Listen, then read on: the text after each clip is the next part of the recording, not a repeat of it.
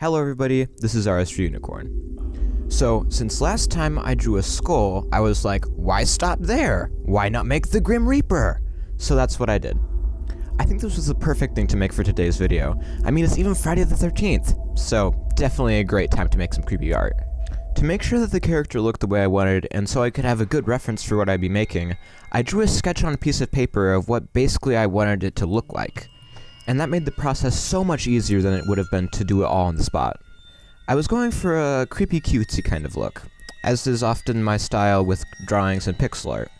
Pretty much my approach for these types of characters is I take something fairly creepy, like zombies, vampires, ragdolls, you know, whatever it is, and then I just give it super cute proportions. Like a giant head, pretty big eyes, and maybe a couple other things. And then that really balances out the more grotesque theme of the piece, and it can give you some really cool results. Also, I went with this really sharp style. It didn't carry over quite as much from the drawing as I would have hoped, but I definitely think in the end it turned out much better than the sketch. I know I said this last time, and I'll probably say it quite a bit in the future, but man, the coloring is so much fun! It's really cool to see the piece just start to pop more and more as you add in the color, and especially when you get to shading. I used mostly cold colors for this character, almost all blues and purples, except for the black of his eyes and the white of his face? Head? Skull? Thing?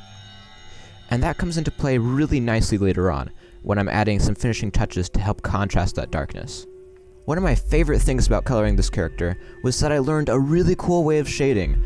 I suppose it's almost like anti-aliasing, where you have the main color, and then barely a shade darker, to transition into a sort of mid-tone dark shade.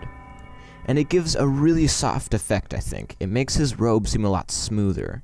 Here I'm just adjusting the amount of shading I had on his skull to make it look a bit further inside of his hood, which overall makes it a lot more mysterious. I also really like how dark I made the bottom of his robe. It just makes it seem flatter, I guess, like it's actually interacting with the ground or something. I don't know. Originally, I was thinking that he would have some type of magic powers that he was using to hold up his scythe without having to touch it, but I quickly decided to have him holding it up with blood. The idea was that each person he kills, he kind of draws their blood to himself, and then he can use the blood as arms, kind of like tentacles of blood. I really wanted to do something with blood, because I feel like I've drastically improved since last time I tried, which was in my When Pigs Fly video. I learned that blood looks a whole lot more realistic if you have more than 2 shades of red, and then even a couple shades of pink to make it look kind of fleshy, I guess. That's kind of disgusting. Lastly, I added some blood splatters to his robe and scythe, as well as a pool of blood on the ground. This tied everything together perfectly, and then I was done. Thank you all so much for watching. If you enjoyed this video, please like and share. If you want to see more like this one, subscribe to my channel, where I'm uploading new videos every Monday and Friday. If you have any suggestions for what I should pixel next, comment down below. That's all I've got for today. I'll see you later, my little unicorns.